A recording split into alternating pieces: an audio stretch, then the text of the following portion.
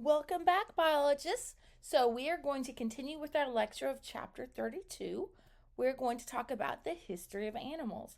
Animals go back about 500 million years. It's 500 million years. And so far we've identified about 1.3 million living animal species. Although every year you might hear, a few more organisms have been identified. So there's probably more that will exist. It seems like we frequently identify new organisms in the sea or new worms that are in the soil or in areas that haven't been explored as well. So, although we've identified 1.3 million animals, there's probably many more that exist. Molecular analysis suggests that our common ancestor probably we arose around 770 million years ago. So, likely we have evolved from a group of protists called choanoflagellates. So there's lots of things that make it look similar to them. So the most basic of animals are sponges, and sponges have collar cells that look almost identical to a choanoflagellate. So morphologically, we're very similar. Molecularly, there are very similar DNA sequences between choanoflagellates in animals. There are very similar proteins in the different clades. Choanoflagellates also have very similar adhesion and signaling molecules compared to animals, which were important in allowing animals to develop into multicellular organisms. And so, very likely, our common ancestor of all animals was something that was very similar to a choanoflagellate. Oh, also, I forgot this last one. So there's other animals, things like starfish or types of worms that have cells that are also similar to choanoflagellates within them. Okay, so the last common ancestor of all animals was probably what? A unicellular chytrid, a unicellular yeast, a unicellular algae, a multicellular algae, a multicellular fungus, or a flagellated protist. Remember what we were talking about on that last slide? What was the common ancestor of all animals? So, developing into multicellular organisms meant that we had to have ways to adhere to each other. Our cells had to stick together so that they could, be attached as an organism and not fall apart and be a bunch of separate things. And we also had to have ways to signal. So, to be able to coordinate that now the heart is going to pump, or now my muscles are going to move, or now my eyes are going to look somewhere. We had to have ways to communicate. And animal genes that were involved in adherence and attachment are very similar to those choanoflagellates. We just talked about these similar domains that we have here. Very similar here's in a mouse, in a fruit fly, and a hydra. See all these repeating little yellow boxes? They're similar to what we're seeing in this choanoflagellate. So, although microscopically, like DNA evidence points to about 700 million years ago when animals and protists probably diverged, the oldest fossils we have of animals are from about 560 million years ago. So a lot of the first animals were likely very soft bodied and didn't have any things like bones or hard things to leave behind as fossils. So 560 million years ago, that's about when our first fossils of animals that are generally accepted as animals first, those are the oldest fossils we have. And they're called the Ediacaran biota. They're named after these hills in Australia where they were discovered. And here you can see some of them. There are microscopic fossils of animal embryos that are found in this Neoproterozoic era, probably closely related to sponges, cnidarians, and mollusks. I'm sorry, my dog is here in the room with me and kind of shaky, and I'm sorry if you can keep hearing her walking around and shaking her collar around. That's my dog. Okay. There's also fossil evidence of predation. So animals have to be able to eat something else. So we have things like this Cloudina, which is an animal that had the shell. And some of these shells have these boreholes in them. So some other animal was coming and trying to devour the Cloudina that was in the shell. So that's a nice piece of evidence of predation going on. Okay, evidence of which structure or characteristic would be most surprising to find among fossils of the Ediacaran fauna? Would it be true tissues, hard parts, bilateral symmetry, cephalization, or embryos? What do you think? I didn't necessarily tell you the answer here, but from what I said, you should be able to put together that answer, I hope. Okay, then we have the Paleozoic era. The Paleozoic era was starting around 500 million years ago up until about 250 million years ago. During this time, we have the Cambrian explosion.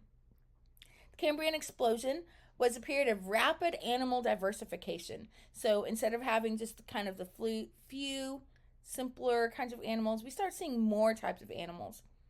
Amongst these animals, we start seeing a bilateral symmetry. Bilateral symmetry means you can draw a line straight through the animal and you have left and right that are pretty similar to each other. So that's what we start seeing a lot of during the Paleozoic era. We start seeing a complete digestive tract. Instead of just like a little pouch where food can go in and be digested and then undigested bits come back out the same opening, you have a complete digestive tract that goes one way from a mouth where things go in. It travels down through the digestive system in one way and then exits from another opening or another exit at the other end of the body. During this time, we also see arthropods start to adapt to life on land, moving out of the water into the land.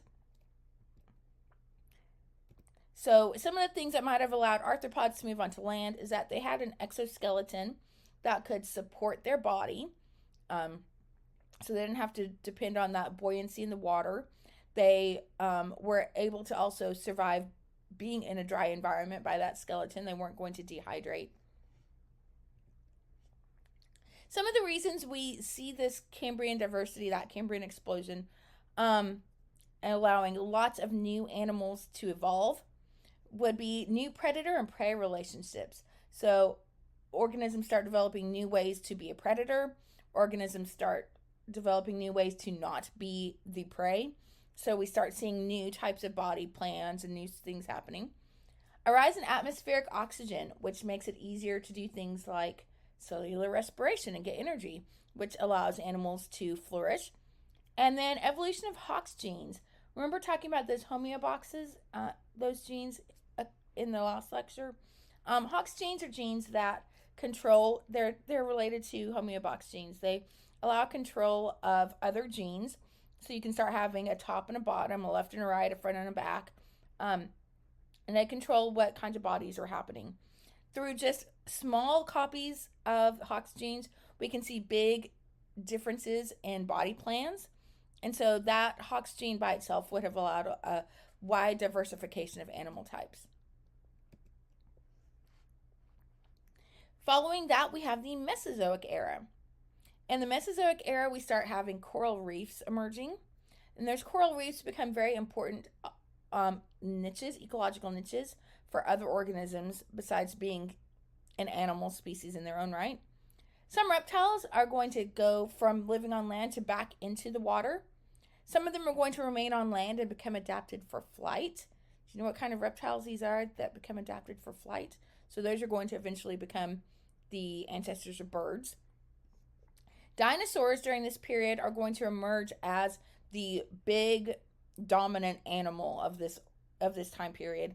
They are both predators, things like T-Rex, and also herbivores, things like Triceratops.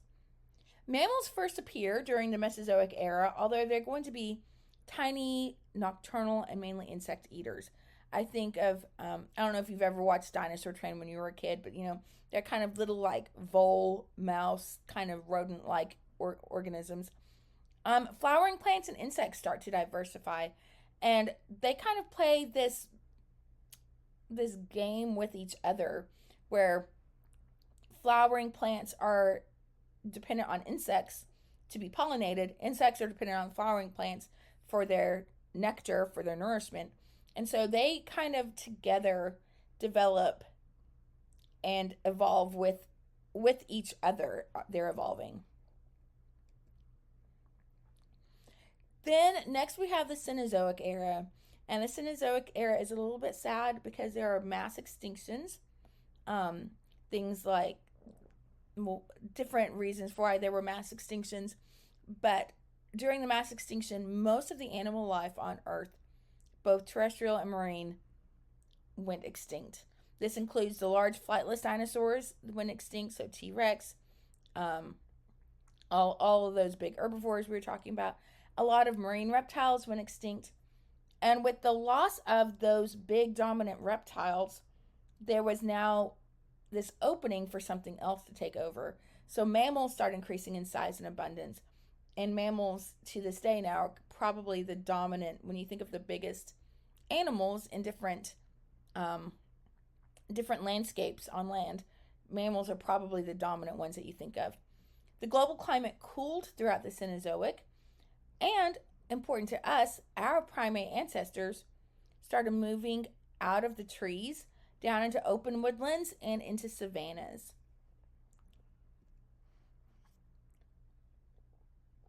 We are going to pick up in our next video talking about animal body plans. So how our bodies are organized and how they appear. We're almost done with this chapter, so I'm kind of excited for you. You're moving right through. Let me know if you have any questions. You can email me. You can send me a message on D2L. You can always come in during office hours. I'm happy to talk about anything class related or not. All right, I'll see you later. Bye.